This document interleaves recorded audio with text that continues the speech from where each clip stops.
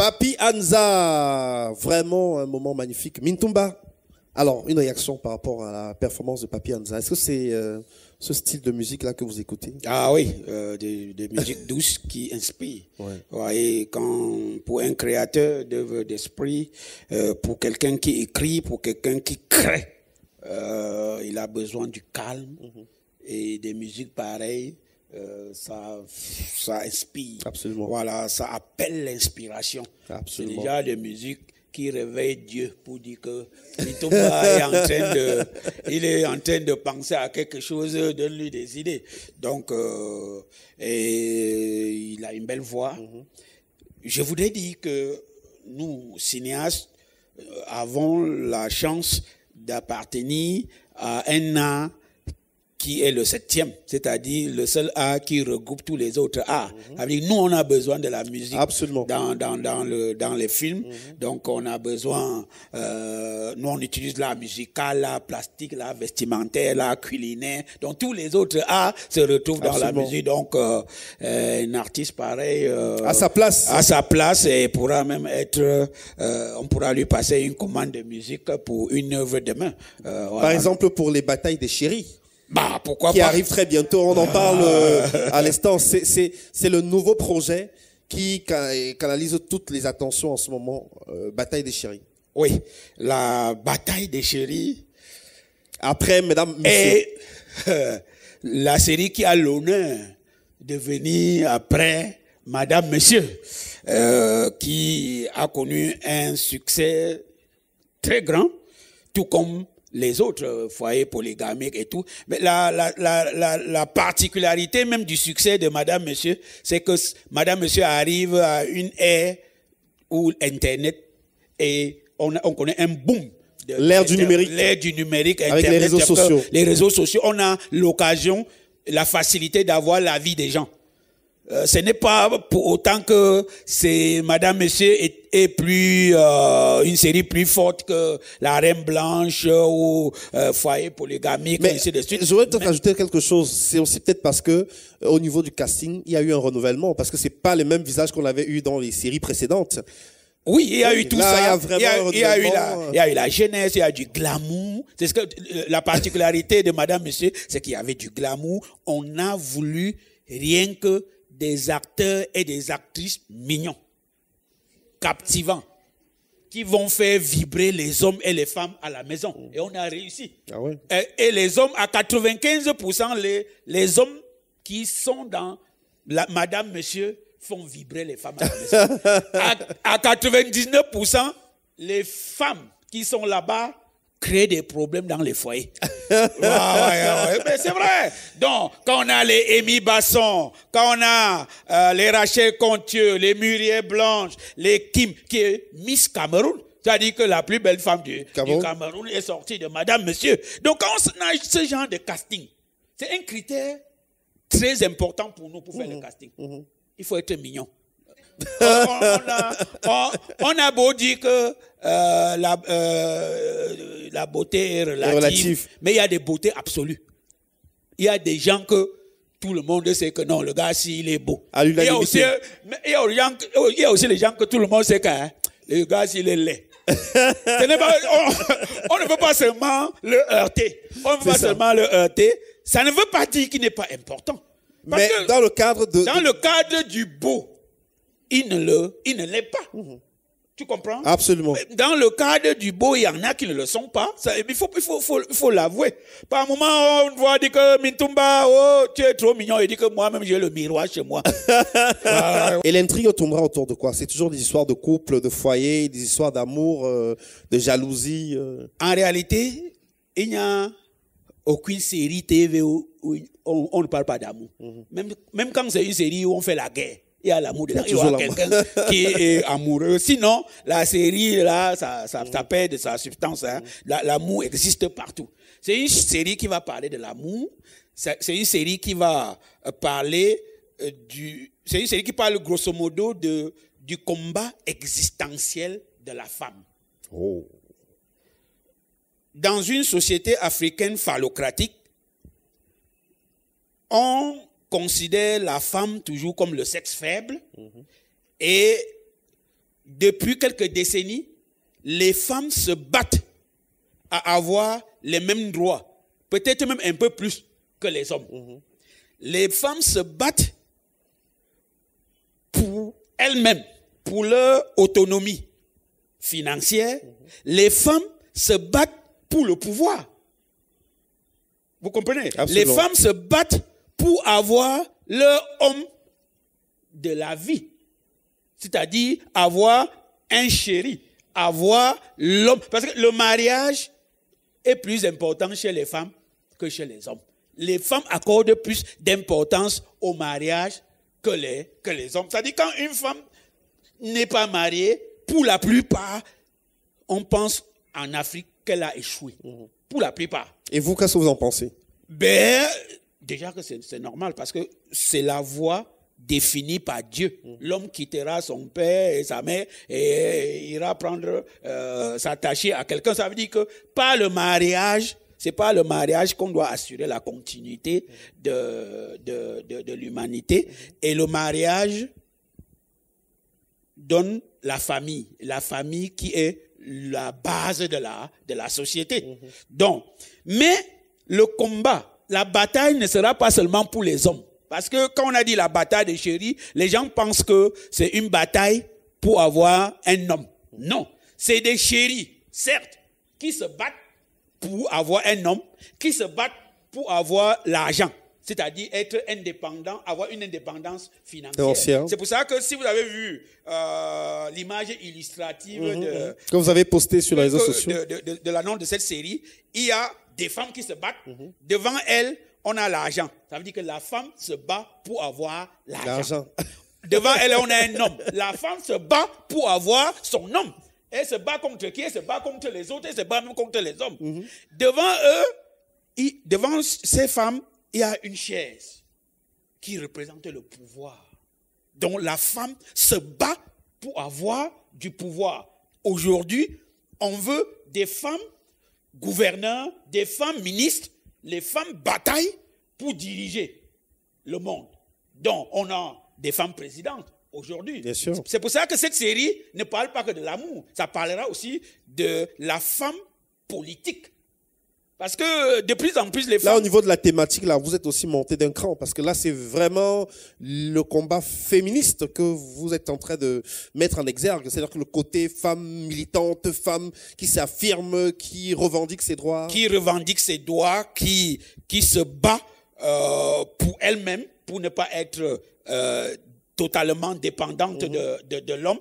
Et c'est pour celle qui se bat pour le savoir, parce que dans l'image illustrative, on voit un livre. Le livre symbolise le savoir.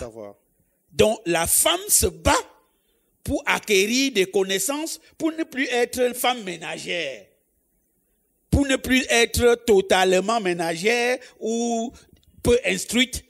Là, c'est le leadership féminin. Le leadership féminin. L'entrepreneuriat féminin. C'est ça. Mais tout ça sous un fond d'amour. C'est extraordinaire, Mintumba, parce que quand on regarde un peu ce qu'elles font en dehors des plateaux, les dames qui apparaissent dans vos séries, on se rend compte que dans la vraie vie, il y a beaucoup de femmes qui correspondent à ce profil.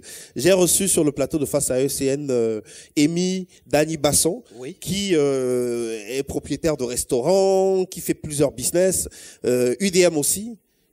Muriel Blanche, oui, oui, qui a aussi, voilà. Donc finalement, c'est vraiment des profils qu'on retrouve. Je veux dire que la plupart elles se retrouvent dans vos séries, Mintumba. Oui, ce genre de femmes, il y a quelques-unes qu'on trouve dans la société camerounaise, dans les sociétés africaines. C'est-à-dire des femmes qui se battent pour elles-mêmes, les femmes qui se battent pour leurs enfants, les femmes qui se battent pour leur famille, les femmes qui se battent pour avoir du pouvoir, pour diriger.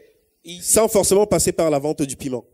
Ben écoutez, on a trop clochardisé ou bien, je veux dire, stigmatisé la réussite des femmes. C'est comme si la femme qui réussit n'est que celle-là qui vend du piment. C'est comme si les femmes sont des faibles, des paresseuses, qui ne peuvent rien faire, qui ne peuvent réussir dans la société qu'en vendant du piment.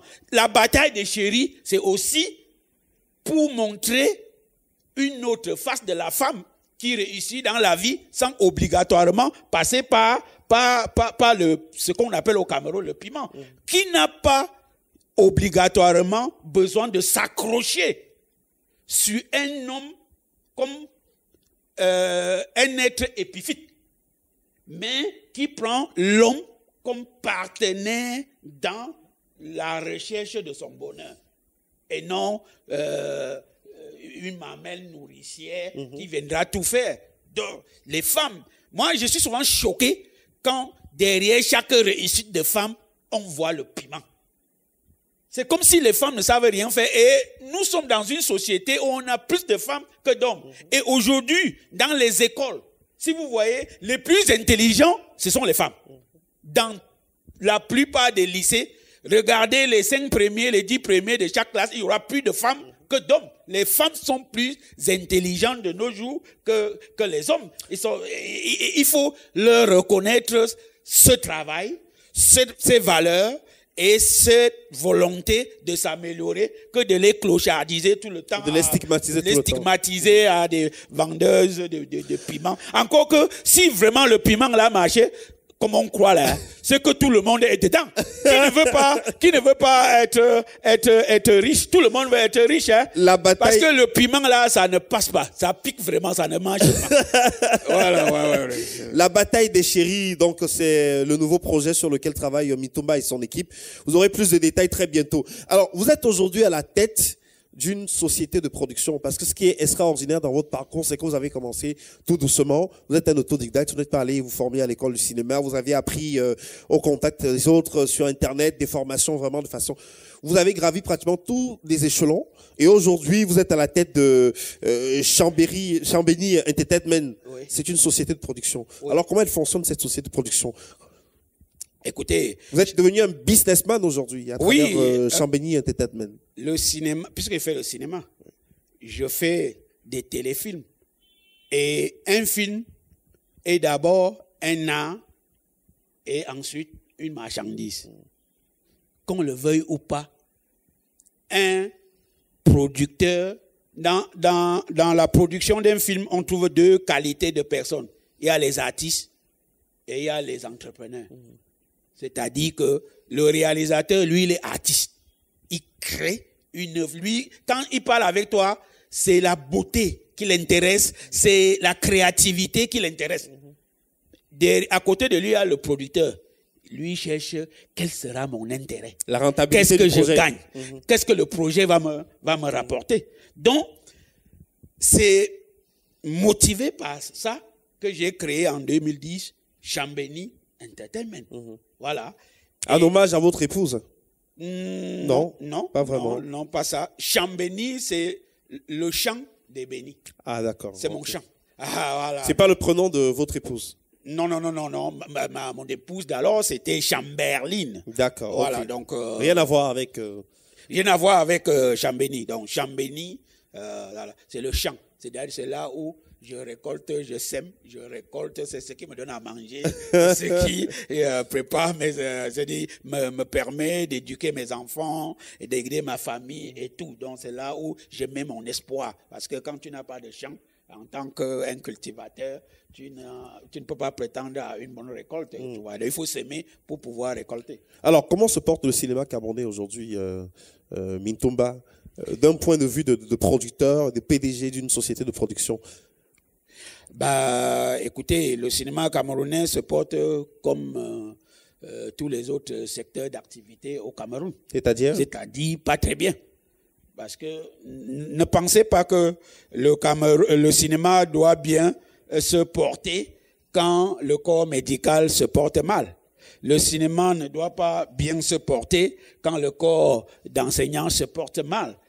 Le cinéma n'est pas en dehors de la société camerounaise. Donc le cinéma camerounais est dans la société camerounaise et a les mêmes problèmes que les autres pans d'activité. Mais il y a quand même des spécificités parce que c'est le cinéma. Est-ce qu'il y a un problème de leadership dans l'univers du cinéma au Cameroun? Parce que quand on regarde les sorties des fois des producteurs ou alors des acteurs de ce secteur d'activité, on a l'impression qu'il y a un vrai problème de leadership dans le cinéma camerounais. Moi, je pense pas. Je pense pas qu'il y ait un problème de leadership parce qu'il y a trop à faire. il y a un manque. Le champ cinématographique est presque, je vais dire comment, il y a de l'espace pour tout le monde. C'est peu exploité. Vous comprenez? Donc, c'est quand il y aura combat, quand l'espace sera réduit pour que chacun s'installe. Aujourd'hui, l'espace, il est trop grand. Chacun peut s'installer. C'est encore vierge. C'est le mot que je cherchais. L'espace cinéma, je veux dire comment, la production cinématographique, l'exploitation et la production même du cinéma au Cameroun est encore vierge. Donc, est-ce que vous savez qu'au Cameroun, on ne produit pas 10 bons films par an? Alors, qu'est-ce que vous entendez par bon film? Parce qu'il y a justement un débat autour du bon film. Il y en a qui, voilà. Un bon film est celui qui peut défier le temps et l'espace. C'est-à-dire, ça sort de son endroit où il est produit, ça va ailleurs. C'est-à-dire que ça défie l'espace. Ça défie le temps. Ça veut dire que on peut le regarder en 2010 et le regarder en 2060. Vous avez un exemple de bon film camerounais qui vous a marqué? Nous avons tellement de bons films au Cameroun qui ont marqué déjà notre jeunesse. Quand on regardait des films de Jean-Pierre Bekolo, ou bien le film de Basek Bakobio, tous ces grands qui ont fait du cinéma à cette époque-là, nous ont permis de rêver. Maintenant, à notre époque, on a les films de Jocelyne Dagnou, les films de Thierry Tamar, les films de Léa Mallet, de Dieu Tchénébé, ainsi de suite, des séries. Il faut faire une petite différence entre film, le cinéma. C'est vrai qu'on mélange tout parce qu'il y a des téléfilms et il y a des films de salle. Même comme à cause du manque de salles, tous les films sont devenus des téléfilms, c'est-à-dire destinés à la télévision. Mais il y a le cinéma au début n'était destiné qu'aux salles. Et il n'y en a plus au Cameroun. Mais comme il n'y en a plus, comment voulez-vous que les gens fassent? Le canal de diffusion aujourd'hui, c'est la télévision. Le seul canal de diffusion, c'est la télévision et les réseaux sociaux et Internet. Du coup, on s'adapte à son époque. Absolument. Vous n'allez pas demander à quelqu'un aujourd'hui de faire du cinéma comme on le faisait il y a 30 ans. Alors, on parlait tout à l'heure des anciens. Quels sont vos rapports avec les anciens Basek Bakobio, par exemple? Les anciens. Donc, ils sont des anciens. Enfin, ceux qui ont tourné des films il y a très longtemps. Vous êtes quand même nouveau par rapport à Basek Bakobio. Oui, très bien même. C'est bien. Il a... quand il commençait à faire des films, moi, j'étais encore tout petit, je ne rêvais même pas. À Bazou. Ouais, voilà. Donc, ce sont des monuments qui ont fait des grandes œuvres qui ont valorisé et le cinéma et le Cameroun. Donc, on n'a pas un rapport d'amis ou de frères ou de confrères, parce que nous, on n'a pas je veux dire quoi, on n'a pas la même vision. Je ne suis pas aligné dans leur façon de faire. Encore que eux, lui, c'est des gens qui rêvent aux films de grand budget. C'est-à-dire, il faut des milliards pour faire le film. Non, moi, je suis celui qui s'adapte à son contexte. Donc, je le respecte beaucoup parce qu'ils méritent ce respect. Lui aussi, il a beaucoup de respect pour moi, pour ce que je fais. Quand l'occasion se présente de nous voir, on se salue. Et j'ai assisté une ou deux fois au festival Écran Noir. Au Écran Noir.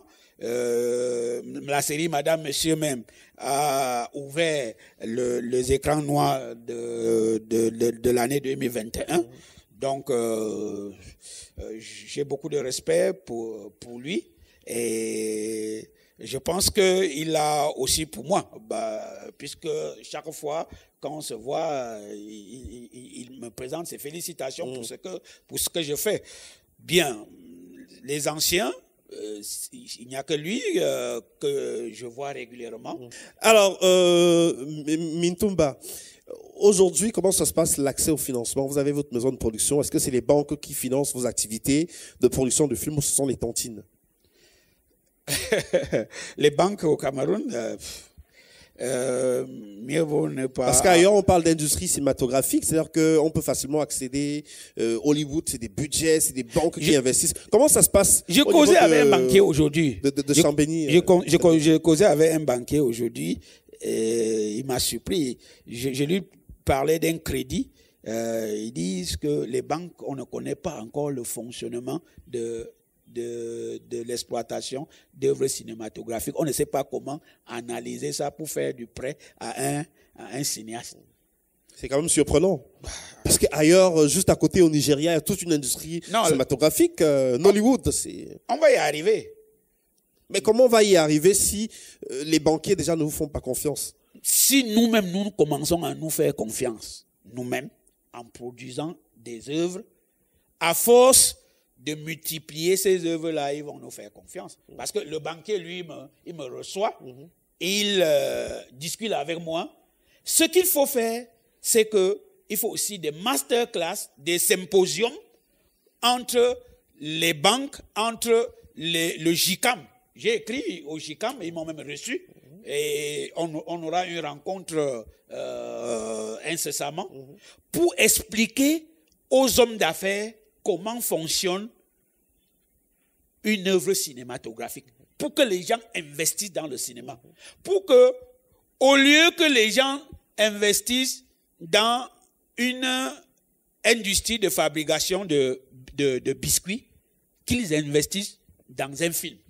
Ça rapporte. Ça rapporte plus que le biscuit, parce que le biscuit même a une date de péremption. Le film n'en a pas.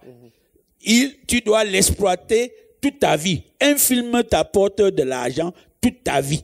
Mintumba, est-ce qu'on devrait comprendre par là qu'aujourd'hui, producteur de films, vous gagnez plutôt bien votre vie? Alors, ça vous rapporte combien? Prenons un cas simple. Là, on a terminé la saison de Madame, Monsieur, la 3e saison. On se prépare à lancer la bataille des chéris. Oui. Pour Mesdames, Monsieur, vous avez gagné combien d'argent? Je n'ai même pas encore gagné. Voilà. Le retour sur investissement dans une œuvre audiovisuelle, c'est sur du long terme. D'accord. Vous comprenez? Pas dans l'immédiat. C'est pas dans l'immédiat. C'est maintenant que je vais commencer à avoir du bénéfice sur mon investissement de Madame, Monsieur. Vous comprenez? Jusqu'à l'instant où je vous parle, les ventes m'ont permis presque déjà d'avoir ce que j'ai investi. Vous avez investi combien pour une série comme Madame, Monsieur, par exemple? Juste pour donner une idée à ceux qui souhaiteraient se lancer dans la saison 1 nous a coûté plus de 200 millions de francs CFA. La saison 2 était dans les 300, 350. La saison 3, les chiffres s'étaient réunis les 2 premières saisons, et voilà, parce que il fallait... Mais comment vous faites pour financer? Je reviens à la question encore tout à l'heure. Les banques ne font pas confiance, c'est les tontines, ou alors comment ça se passe? À mon niveau, j'ai déjà fait mes classes. Du coup, je ne fais plus de projets seul. Avant de faire un projet, il y a déjà des télés qui l'ont acheté. D'accord. Du coup, ça me permet d'amortir un peu les dépenses. Et moi, je ne produirai plus une œuvre avant d'aller chercher les diffuseurs. Je dois déjà avoir dès le départ quelqu'un qui est intéressé, quelqu'un de fort qui est intéressé, qui va me donner au moins les 15% de mon budget pour pouvoir lancer le projet. Parce que le pire dans l'investissement audiovisuel, c'est de faire un film, surtout moi qui fais des séries, c'est de faire une série qu'aucune chaîne de télé n'achète. Est-ce qu'on achète les séries télé ici au Cameroun? Ou alors le marché le plus intéressant, c'est le marché international. Écoutez, ça me fait rire, c'est que mon succès est venu plus de l'extérieur. C'est vrai, à mes débuts, Canal 2 a produit mes œuvres et on avait certains contrats commerciaux où je gagnais un peu d'argent à travers les publicités qui passaient dans mes séries. Mais j'ai plus vendu mes œuvres à l'extérieur qu'au Cameroun. Ce n'est que cette année, non, l'année passée, avec Madame, Monsieur, que la CATV est venue vers moi. Pour la première fois, c'est l'inverse qui s'est produit. Je suis allé plus d'une fois à la CATV sans être reçu. On n'a jamais voulu acheter mes œuvres. Mais mon succès sur le plan international a fait qu'on déplace 4 grands cadres de la CATV vers mon bureau. Ils sont venus me voir. Je n'avais même pas le droit de diffuser Madame, Monsieur au Cameroun. À l'instant où la CATV diffusait. On m'a dit, il y a l'effort national à la paix. Votre série contribue à apporter la paix au Cameroun. Ça doit être diffusé au Cameroun. Nous, on a dû faire un amendement du contrat avec la chaîne qui diffusait pour permettre que la CATV diffuse un peu plus tôt que prévu la série Madame, Monsieur. C'est dit que je suis devenu important. Voilà, Mintoma est devenu très très important. Je ne suis pas arrivé, mais je suis déjà parti. Bravo. Alors, Mitumba, on va parler des acteurs aussi. C'est-à-dire que le traitement salarial des acteurs, c'est un sujet qui défraie beaucoup la chronique. Oui. Tout à l'heure, on parlait des budgets pour les films, les 400 millions, les 600 millions. Dans ces sommes colossales-là, finalement, les acteurs ont combien? Comment sont traités les acteurs que vous employez? Les acteurs sont payés à la tâche. Les acteurs, dans un projet de film, sont des ouvriers. C'est-à-dire, lorsque vous voulez construire votre maison, vous appelez un maçon, vous appelez un entrepreneur, vous appelez un aide-maçon. Il vient faire une tâche et vous le payez à la tâche. À la tâche. Moi, le critère qui détermine le cachet d'un acteur, il y a d'abord mon budget. C'est-à-dire que j'ai décidé, pas que j'ai décidé, l'argent que j'ai pour mettre sur ce film, c'est 100 000. Par exemple. J'ai prévu 20 000 pour payer les acteurs. Et je dois, tout le monde que je recrute doit pouvoir entrer dans mon budget. Mais pas de façon équitable, non? Pas d'une façon équitable. J'ai dit, la première chose, c'est mon budget. D'accord. La deuxième chose, c'est le talent de l'acteur. Ce qu'il est. L'aura que l'acteur dehage. Il y a ce qu'il est. L'aura, comme tu dis. C'est-à-dire, est-ce que l'acteur là, il m'apporte une plus-value en dehors de son talent? Est-ce que cet acteur me permettra d'intéresser le public à mon film et de vendre mon film? Oui. Mais parce que tous les acteurs, à travers leur talent, permettent de vendre. Mais il y a d'autres, qu'en plus du talent, ont d'autres plus-values. C'est-à-dire qu'ils ont une notoriété qui permet que le fait qu'ils soient dans ce film, directement, ça attire l'attention. Donc, pour fixer le cachet d'un acteur, chez moi, c'est mon budget, ce qu'il fait, ce qu'il est. Alors, Mintouba, on va prendre quelques questions d'internautes et le public aussi présent va pouvoir réagir. La première question nous vient de Patrick Amayen, il est à Douala. Alors, voici la question qu'il vous pose. Qu'est-ce qui est le plus difficile dans le management de vos acteurs lorsqu'on est producteur comme vous? Ça, c'est la première question de Patrick Amayen. Le plus difficile quand il faut manager les acteurs? Bien, le plus difficile, c'est quoi? C'est d'avoir des stars sur son plateau. Quand tu as des stars sur un plateau et que tu n'as pas de l'ascendant sur eux, c'est difficile. Parce que malheureusement, les stars ont ceci de fâcheux, c'est qu'ils ils développent beaucoup d'ego. Du coup, ce n'est pas évident de les manager.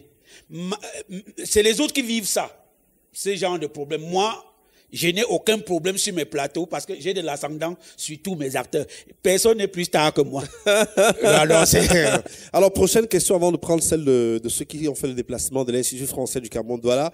Alors, c'est une question qui nous vient de Christelle de Paris.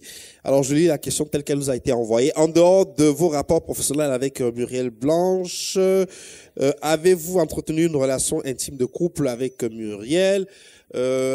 Comment justifier le fait que l'anniversaire de votre fils soit célébré chez Muriel Blanche? Christelle de Paris.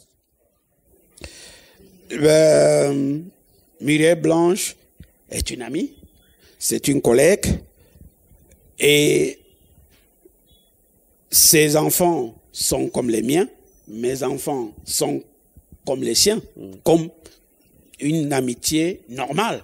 Est-ce que tes enfants ne vont pas chez ton ami? Bien sûr, ils vont. L'anniversaire de l'un de mes fils n'a pas été célébré chez Muriel. C'est-à-dire que Muriel a organisé pour mon fils un déjeuner, tout comme cela a été fait chez moi, tout comme cela a été fait même chez ma grande sœur. Vous comprenez? Donc ce n'est pas qu'on a déporter ou bien transporter l'anniversaire chez elle. Non. Elle et moi, on est des amis intimes. Oui. Quand on dit amis intimes, c'est des gens qui se connaissent à fond, c'est des gens qui se fréquentent. Donc, elle n'est pas la seule. Peut-être j'ai dans mon groupe de travail des gens avec lesquels j'entretiens des rapports intime. C'est pas parce qu'elle est une femme. J'ai Pétrole, c'est mon ami, c'est mon ami intime. Vous comprenez? Le micro. J'ai Mamiton. Ou bien parce que Mamiton, elle est déjà vieille, on ne parle pas. C'est une mère, on ne parle pas d'elle. Mamiton et moi, on a des relations vraiment. C'est une amie, une collègue, et on entretient des rapports intimes. C'est-à-dire, intime ne veut pas dire aller au lit. C'est-à-dire qu'on se fréquente. Quand quelqu'un entre déjà chez toi, ça veut dire qu'il a franchi ton intimité. Jean-Ferdinand Chouto, je suis bibliothécaire. Je vais aller à contre-courant. Vous avez parlé tout à l'heure du Cameroun continent. J'ai très bien compris l'expression, c'est-à-dire on voyait grand. Mais je vais vous demander, est-ce que vous êtes content de la place du cinéma au Cameroun? Parce que je vous ai trouvé, hein, ça c'est mon point de vue, vous avez été un peu gentil, un peu tendre, un peu mou dans la responsabilité, dans l'implication des pouvoirs publics camerounais. Je prends un exemple, quand on voit l'impact socio-économique du dernier festival en date, le plus célèbre pour nous, qui a eu lieu la semaine dernière, en le comparant à ce qui se passe à Ouaga, par exemple, en le comparant au FESPACO, on voit que le FESPACO draine vraiment, ça change la vie de la ville. La ville vit au rythme du cinéma. Tout respire cinéma à Ouaga pendant le FESPACO. Mais ici, on a un festival qui a eu lieu. Je ne dis pas qu'il était mauvais, mais en termes de degré de comparaison, Yaoundé n'a pas arrêté son souffle pour le cinéma.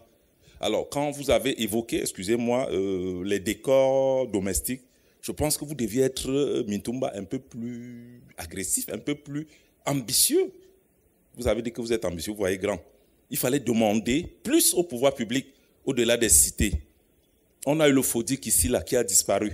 Non. Pour moi, le cinéma camerounais est quelque peu nain. L'autre jour, le président de la FECAFOOT a dit qu'il va gagner la Coupe du Monde. Oui, nous voyons grand, on veut gagner la Coupe du Monde. Mais j'ai l'impression que le cinéma camerounais n'a vraiment pas cette ambition et les pouvoirs publics, à travers votre demande, ne sont pas suffisamment secoués. Il faut être plus agressif, être plus demandeur. Ça, c'est mon point de vue. Merci. Alors, réaction, Mintumba. Quand on demande beaucoup, quand on est trop demandeur, on finit par être commandeur. Et on ne devrait pas croiser les bras parce que l'État ne fait pas son travail. On crie. Il n'y a pas que les cinéastes. Les cinéastes se plaignent chaque jour. Les cinéastes font des demandes de financement à l'État chaque jour, chaque année. Mais rien ne se fait. Ou bien ça se fait mal. J'étais au ministère de la Culture récemment et j'ai dit au directeur de la cinématographie qu'on ne peut pas accorder aux cinéastes 100 millions. Vous prenez les 100 millions, vous donnez à 6 000 personnes. C'est-à-dire on donne 100 000, 50 000 à celui-ci, 20 000 à celui-là. On ne peut rien produire, on ne peut rien attendre de l'éclosion du cinéma par une répartition sociale. Prenez ces 100 millions, donnez à 5 Camerounais, ils vont vous faire 5 films. De nos jours. Et si pendant 10 ans, vous donnez à 5 personnes, celui à qui vous avez donné en 2020 ne reviendra pas vers vous en 2021. Ça veut dire qu'il produira lui-même. Celui à qui vous avez donné en 2022, il fera en 2023 seul. Donc, donnez ce qui est suffisant pour pouvoir produire un film. Donc, il y a déjà une mauvaise gestion même de l'argent que l'État donne aux cinéastes. Les cinéastes demandent, ils réclament, mais ils ne sont pas écoutés. Pas du tout. Il y a une mauvaise foi, une mauvaise volonté politique de faire développer l'industrie du cinéma. Parlant de ce festival, ce n'est pas la faute de l'État. Ce n'est pas l'État qui doit organiser ce festival, même si on a dit qu'il est un festival d'utilité publique. Le gros souci, c'est les organisateurs. C'est eux qui ne suscitent pas de l'engouement autour de l'événement.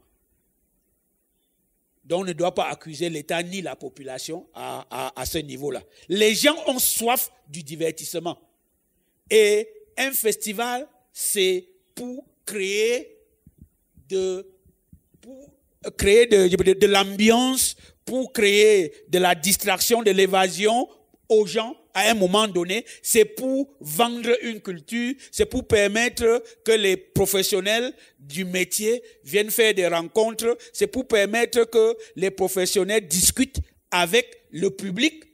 Parce que lorsque tout ça est regroupé dans le programme d'un festival, ça crée de l'ambiance. Chacun trouve son compte. Chacun trouve son compte et le festival est animé, la ville est animée. Un jour, Mintumba sera organisateur de festival. Oui. On n'en est pas. Mais ça pourrait arriver. On n'en est pas loin. Ouais. Il y a des choses qui se mijotent et ce n'est pas dit que Mintumba sera la panacée. Non. Je dois apporter ma touche. Absolument. Voilà. Mais je pense que c'est ce qui se fait ressentir aujourd'hui dans plusieurs domaines. On a un footballeur qui est à la tête de la Fédération camerounaise de football. Les réalisateurs aussi aujourd'hui s'investissent dans l'organisation des festivals. Ce serait pas quelque chose de... Non, c'est normal.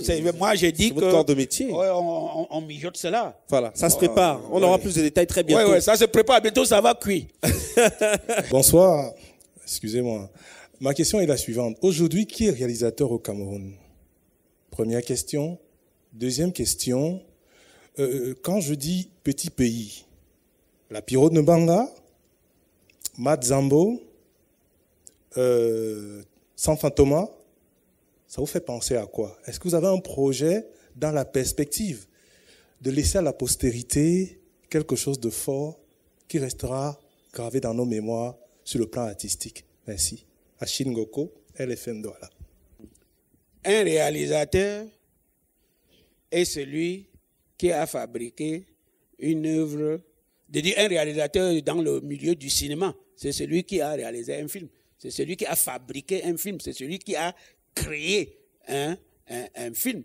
Donc, le réalisateur n'est pas celui qui a suivi une formation. Non.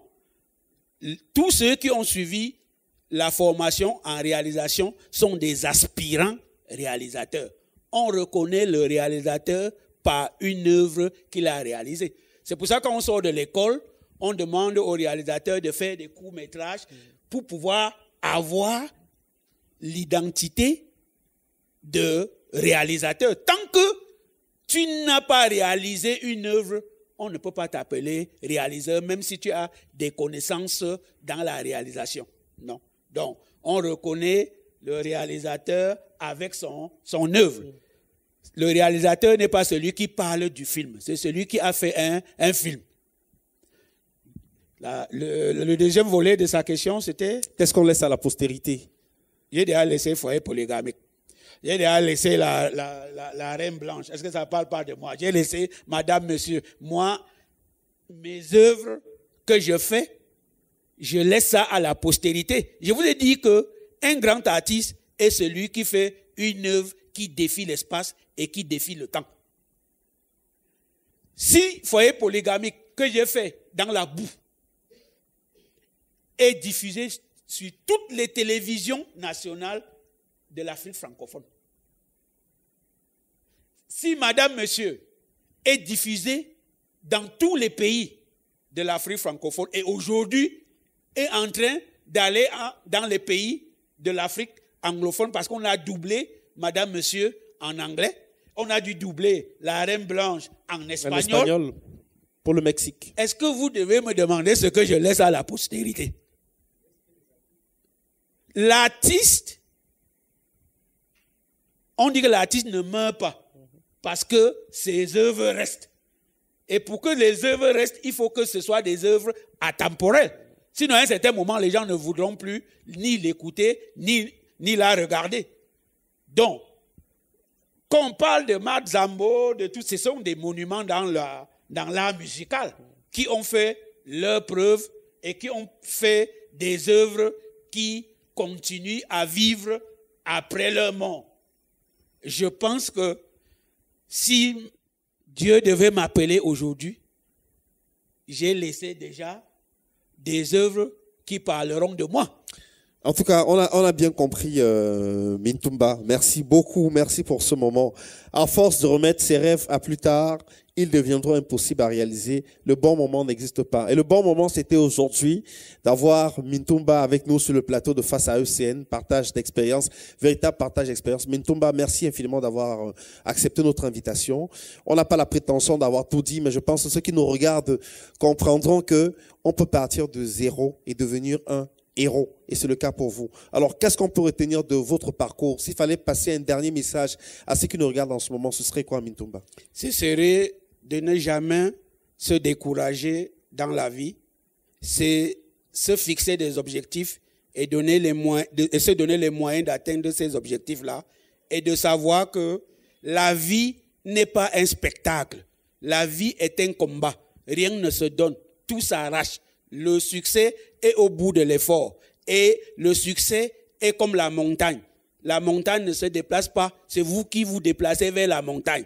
En sachant que, en allant vers cette montagne, vous allez avoir, chemin faisant, des lianes, des lions, des panthères qui s'érigeront en obstacle. Si vous avez peur d'avancer, vous ne gagnerez rien. Commencez. Même si vous n'atteignez pas le sommet de la montagne, si vous vous arrêtez après 10 mètres, vous pouvez avoir gagné les oranges, les papayes ou bien la mandarine. Celui qui devait arriver au sommet pouvait en plus de ça avoir une cerise, un gibier, un régime de bananes. Il faut commencer. Il ne faut jamais attendre à avoir tous les moyens nécessaires pour commencer un business. Commencez avec le peu que vous avez et aide-toi, dit-on souvent, avant que Dieu ne t'aide. Voilà. Merci, c'était Face à ECN en direct de l'Institut français du Cameroun, antenne de Douala avec Ebenezer Kepombia alias Mintumba. On va se quitter comme on a commencé avec, bien sûr, Papi Anza. Merci et à très bientôt.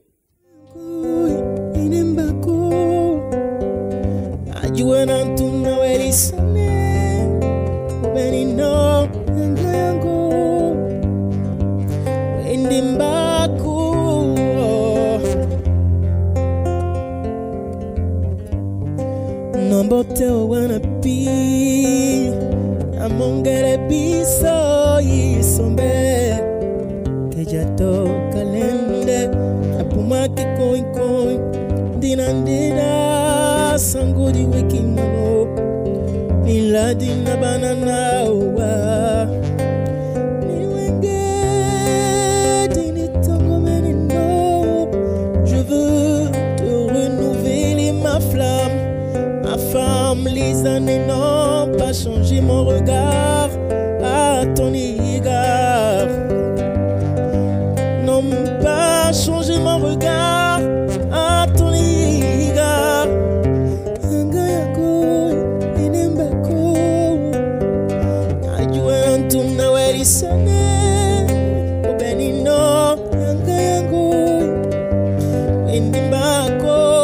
Tu es la somme de toutes mes faveurs.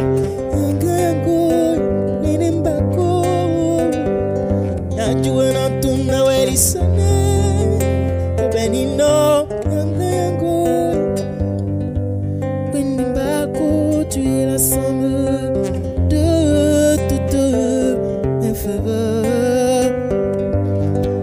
La somme de toutes mes faveurs.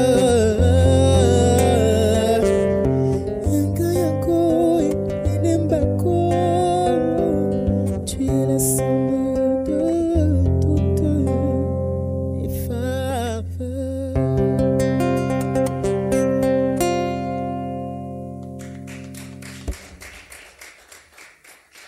Merci.